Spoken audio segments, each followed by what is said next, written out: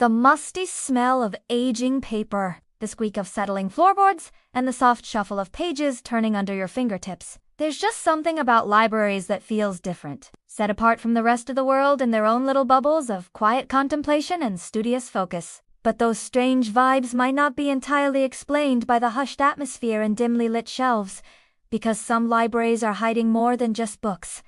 Hi everyone, I'm here to tell you the stories behind the secrets held within these four walls. And today we are going to look at the dark side of literature and explore some scary stories from some very real haunted libraries. Our first stop is the West Yorkshire Archives Service in Wakefield, England. When it was built in 1892, this grand Victorian building was intended to be a gift to the town from one of its wealthy Maloning families. The Wrights. It was originally meant to house the family's collection of books, documents, and artwork, which they wanted to share with the community after their passing. But the Wrights were quite attached to their precious artifacts and stipulated in their will that if any damage came to the collection, it would all be destroyed. This led to the curious situation of the building standing empty for decades while the trustees argued over who was responsible for maintaining the building and its contents. Eventually, these responsibilities fell to the local library service, but they had to tread carefully to avoid any potential damage and thus incur the wrath of the Wright family's ghost.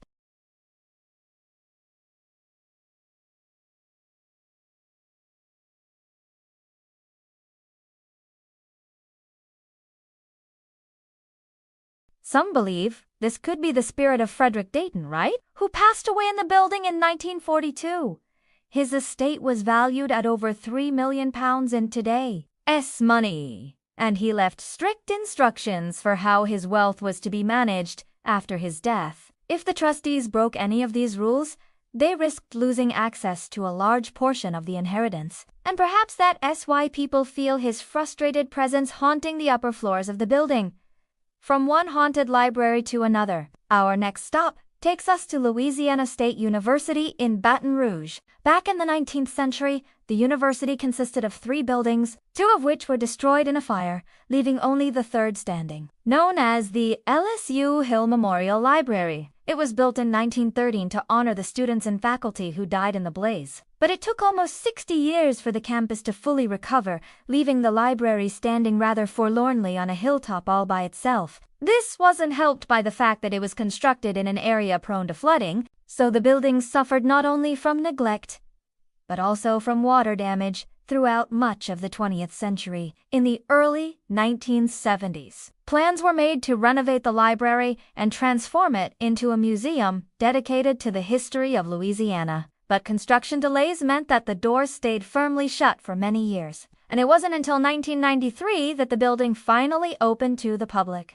By this point, it had earned the nickname the Haunted Hill because of all the strange activity reported within its 4 walls. Students claimed that books were flying off shelves, lights were flickering ominously, and chairs were sliding across the room as if pushed by an invisible hand. But when the museum finally opened, these ghostly occurrences became far more frequent. Visitors reported seeing books flying through the air and doors opening and closing by themselves. It was as though the ghosts of the former students and teachers were simply reliving the tragic day the building was abandoned. But if there is anything good to come out of this story, it's that the reported hauntings seem to have inspired at least one piece of art. Local artist George Dunbar created a painting titled Bookmobile based on the legend of the LSU Hill Memorial Library. Let's cross the pond now and visit the Columbia University Libraries in New York City. The university has multiple library buildings scattered around the campus, but the main research library contains over 8 million items spanning a huge range of subjects and time periods. One of the most popular areas is the Map and Media Division, home to over 1 million architectural drawings, prints, and photographs. It's also home to one of the most famous literary ghosts in the world, none other than the author whose books are the reason we're all here. That's right.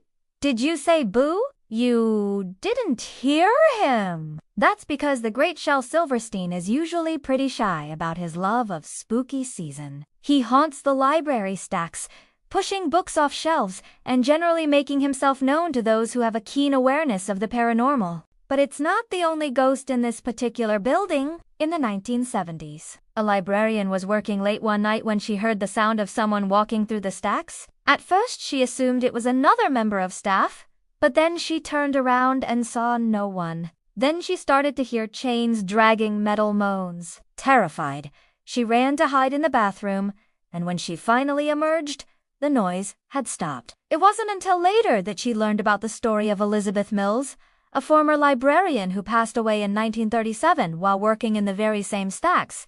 Her ghost is said to wander the shelves at night, searching for her lost cat, which also died in the library. And we couldn't talk about haunted libraries without mentioning the British Library in London, spread over 3 blocks and housing over 170 million items. This is the largest library in the United Kingdom and among the largest in the world. It's a treasure trove of historical artifacts, including some of the oldest and rarest books ever written. But it's also home to a variety of ghosts who are just as old. The first is that of Thomas, Lord Croft, who died in 1740 and is said to haunt the main reading room. Visitors and staff alike claim to see his ghost sitting at one of the tables, engrossed in a book. Then there's the ghost of Sir John Chudleigh, who worked in the library during the 18th century. He was a friend of the artist William Hogarth and helped him compile the collection of books and manuscripts that formed the basis of the British Library. According to legend, he died while cataloging a particularly valuable manuscript, and his ghost can sometimes be seen holding a heavy tome close to his chest as he makes his way through the stacks. Finally, there's the ghost of Edward Gibbon, the author of the first comprehensive history of the decline and fall of the Roman Empire. He spent many hours in the library researching his book and supposedly died of a heart attack at his desk. To this day, people report seeing his ghost sitting at a desk writing furiously, never stopping until his work is done. From the stacks of the British Library, let's venture into the more modern confines of Boston Public Library. Built in 1854. This magnificent building is one of the oldest public libraries in the United States, and it was designed by architects to be as awe-inspiring as possible. With its soaring ceilings and ornate carvings, it's easy to get lost in the grandeur of the space and forget about everything else in the world. But if you do happen to glance up at the ceiling, you might just catch sight of a ghostly face peering down at you. It's the ghost of one of the library's former trustees, Charles Jackson, who died in 1859, just 8 years after the building was completed. He is said to appear as a translucent figure wearing 19th century clothing, and he can often be seen standing at the top of the stairs leading to the balcony. Some believe that Jackson's ghost is simply lingering here, because this was one of his favorite places in the library. Others believe that he died tragically and is seeking help or answers from beyond the grave. Whatever the truth may be, sightings of Jackson's ghost are so common that he has become one of the most famous literary apparitions in American folklore. If you enjoyed this video, then don't forget to stay tuned for more stories like these every week. See you next time!